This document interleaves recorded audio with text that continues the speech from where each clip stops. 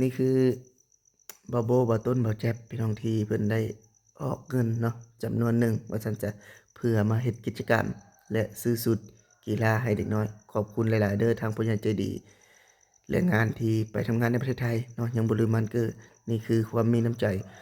ของเพื่อนบ่ยอดเองเนาะ3คน4คนบ่ยอดเพื่อออกเงินซื้อชุดกีฬาให้เด็กน้อยพี่น้อง สวัสดีทางบ่าวแจ๊บเนาะถือว่ามื้อนี้บ่าวยอดได้มีโอกาสจะถ่ายวิดีโอเนาะให้บ่าวแจ๊บได้เบิ่งเนาะนี่คือบ่าวยอดจะถ่ายน้องๆที่โรงเรียนเนาะ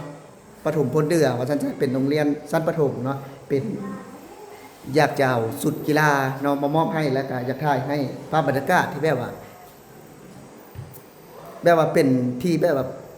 รู้สึกแบบว่าคือแบบว่าเศร้าๆเนาะแบบว่าเฮาเขาเห็นแบบว่าเห็นเพิ่นไปแข่งกีฬาแบบว่าก็ยังบ่ทันได้มีสุดนะเนาะมื้อนี้ก็เลยอยากให้ทางบ่าวแชปเนาะได้เห็นว่านี่คือภาพชีวิตของน้องๆที่ได้เป็นนักกีฬาเนาะที่ไปแข่งเนาะไปแข่งในเมืองว่าซั่นซะก็อยากได้มีสุดกีฬาใส่แบบว่าเพื่อเป็นระเบียบเนาะสมมุติว่ามีสีเดียวเนาะอยากได้สีแดงก็เป็นสีแดงนะพี่น้องถือว่าอยากให้เป็นความเป็นระเบียบแล้วก็อยากให้คือโรงเรียนอื่นเนาะแต่ว่าในปัจจุบันนี้เราก็ยังแบบว่ายังบ่ทันเนาะยังบ่ทันได้เห็นในลักษณะนั้นเนาะแต่ว่าเราจะถ่ายภาพบรรยากาศแล้วก็เบิ่งให้เบิ่งน้องๆเนาะที่แบบว่าเป็นนักกีฬาว่าซั่นจ้ะเนาะ นี่คือนักกีฬาเนาะที่แบบว่าไปแข่งมาซั่นซะอาจจะผู้ใหญ่แน่ผู้น้อยเนาะเนี่ยก็ปนกันไปเนาะเพราะว่าก็เป็นรวมๆเนาะนี่คือบรรยากาศถ้าหากว่าไปแข่งเนาะบางคนก็แบบว่ายืมสุดเดี๋ยวใส่หั้นนะอยากให้แบบว่าทางไอ้แจ๊บเนาะเบิ่งนี่คือภาพบรรยากาศจริงๆที่บ่ยอดได้ถ่ายนี่คือโรงเรียนเนาะที่อยู่ในต่างจังหวัดของทางฝั่งสปปลาวเนาะทางบ้านเกิดของบ่ยอดก็ถือโอกาสที่ มาถ่ายให้พี่ให้น้องได้เบิ่งหรือว่าให้เบาแจ๊บเนาะถ้าหากว่าจะไปทำคอนเทนต์ก็สามารถเอาไปได้เลยเนาะนี่คือจะถ่ายให้ทางไอ้แจ๊บแล้วก็ทางเบาโบเบาต้นเนาะได้เบิ่งกันว่านี่คือชีวิตที่เฮาได้เห็นคือเบายอดก็ใช้ชีวิตแบบนี้คราวยังน้อยเนาะเบายอดก็ได้มาเรียนในโรงเรียนแห่งนี้ว่าซั่นซะได้เห็นแบบว่าเฮาเทื่อหนึงเฮาอาจจะ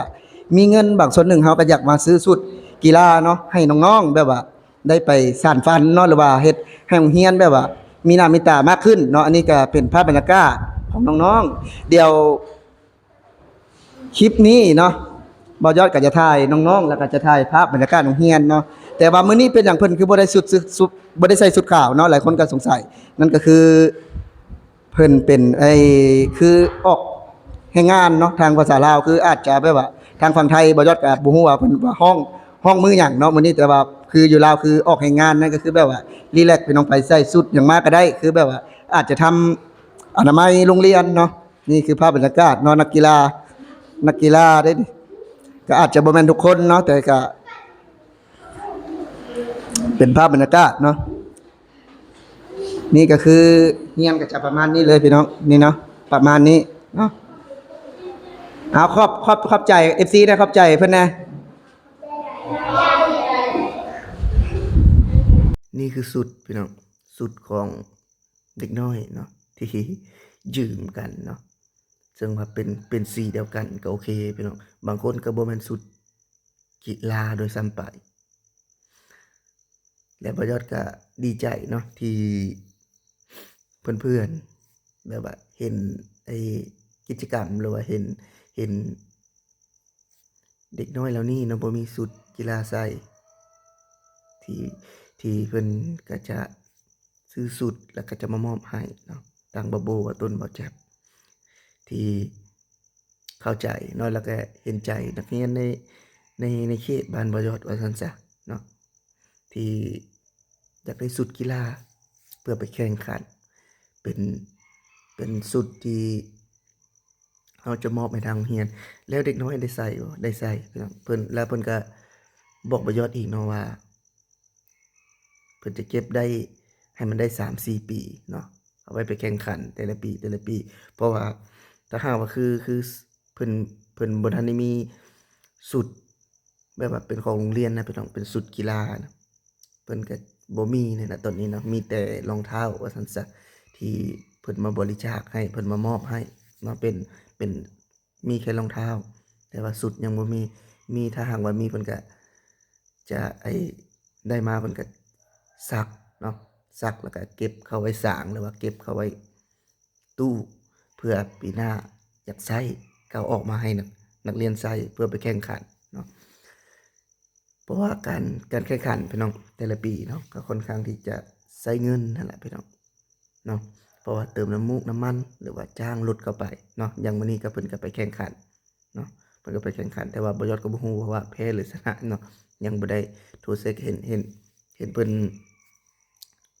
ส่งอันนั้นเนาะส่งรูปภาพแล้วก็ส่งข้อความ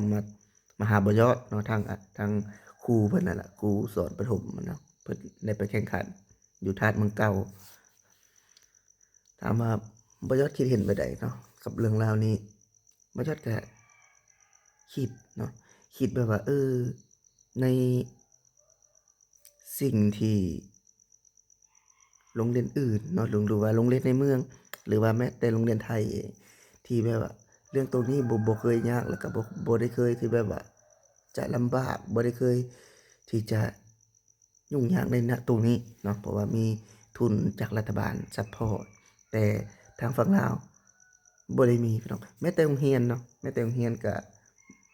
บ่ได้แม่นรัฐบาลที่เข้ามาสร้างเนาะก็เป็นทุนจากผู้ใจบุญหรือว่าทุนจากญี่ปุ่นแน่หรือว่าทุนจากศาสนาแน่เนาะที่เข้ามาสร้างโรงเรียนแห่งนี้ว่าซั่นจ้ะซึ่งว่าบ่ยอดก็หากก็ฮู้เนาะที่แรกบ่ยอดคิดว่าเป็นโรงเรียนของรัฐบาลบ่แม่นพี่น้องเป็นโรงเรียนของผู้ใจบุญนั่นแหละเพิ่นมาสร้างให้เนาะเพิ่นเห็นความทุกข์ยากของพี่น้องเขตนี้ว่าซั่นซะก็เลยอยากให้เด็กน้อยเนาะได้ได้เรียนพี่น้อง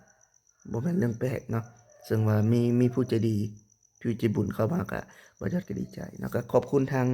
บ่าวโบบ่าวต้นมาแจ็บอีกเทื่อหนึ่งเนาะที่จะได้สร้างเนาะกิจกรรม